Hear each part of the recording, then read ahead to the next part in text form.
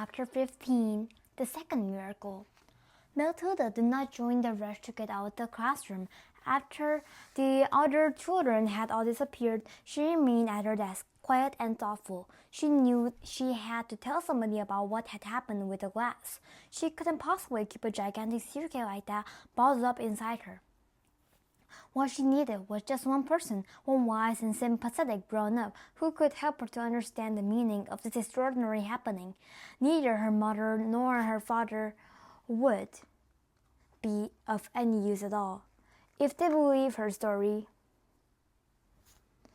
and it was doubtful they almost certainly would fail to realize what an astounding event it was that had taken place in the classroom that afternoon. On the spur of the moment, Matilda decided that the one person she liked to confide in was Miss Honey. Matilda and Miss Honey were now the only two left in the classroom. Miss Honey had seated herself at the table and was riffling through some papers. She looked up and said, "Well, Matilda, aren't you going outside with the others?" Matilda said, "Please, may I talk to you for a moment?" "Of course you may. What's troubling you?" "Something very peculiar has happened to me, Miss Honey." Miss Honey became instantly alert. Ever since the two disastrous meetings she had had recently about Matilda, the first with the headmistress and the second with the dreadful Mr. and Mrs. Wormwood, Miss Honey had been thinking about a great deal about this child and wondering how she would help her. And now, here was Matilda sitting in the classroom with a curiously still look on her face and asking if she could have a private talk. Miss Honey had never seen her looking so wide-eyed and peculiar before. "Yes, Matilda," she said.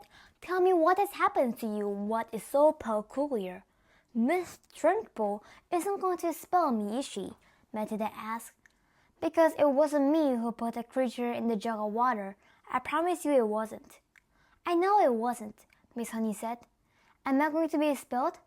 "I think not," Miss Honey said. "The headmistress simply got a little overexcited, that's all." "Good," Matilda said, "but that isn't what I want to talk about." "What do you want to talk to me about, Matilda?"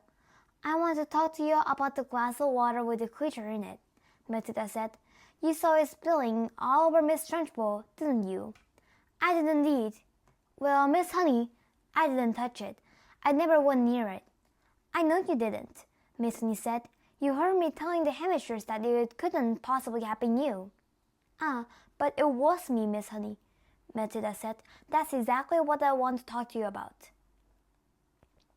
Miss Honey paused and looked carefully at the child. "I don't think I quite follow you," she said. "I got so angry at being accused of something I hadn't done that it made me happen." "You made what happen, Matilda?" "I made the glass tip over." "I still don't quite understand what you mean," Miss Honey said gently. "I did it in my eyes," Matilda said.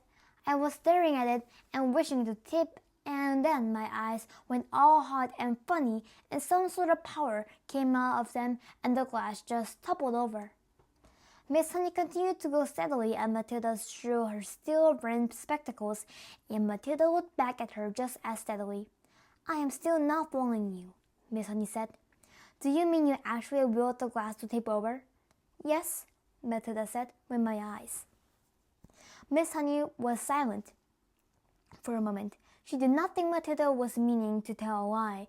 It was more likely that she was simply allowing the vivid imagination to run away with her.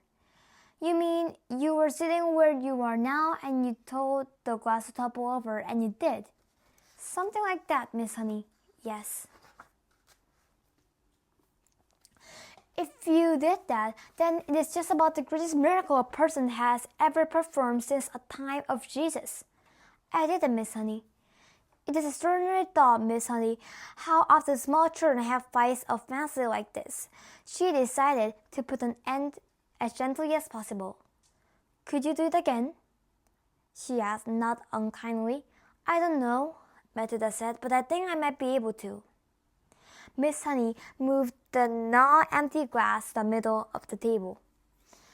"Should I put water in it?" she asked, smiling a little.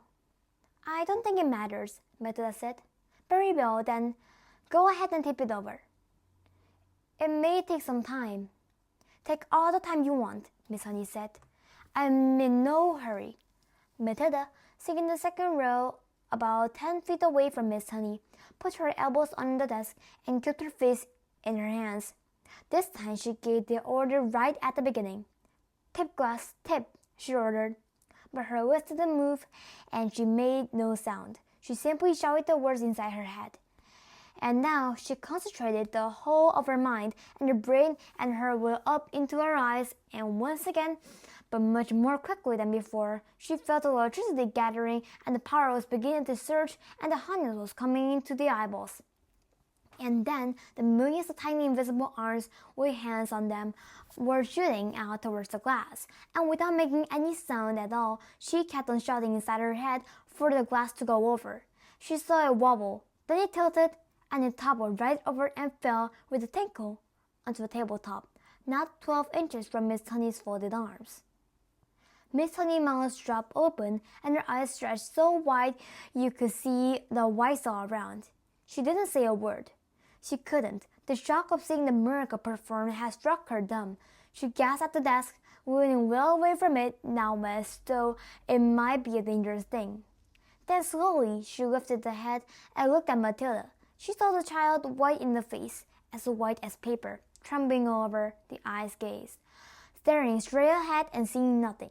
The whole face was transfigured, the eyes round and bright, and she was sitting here, speechless, quite beautiful in a blaze of silence.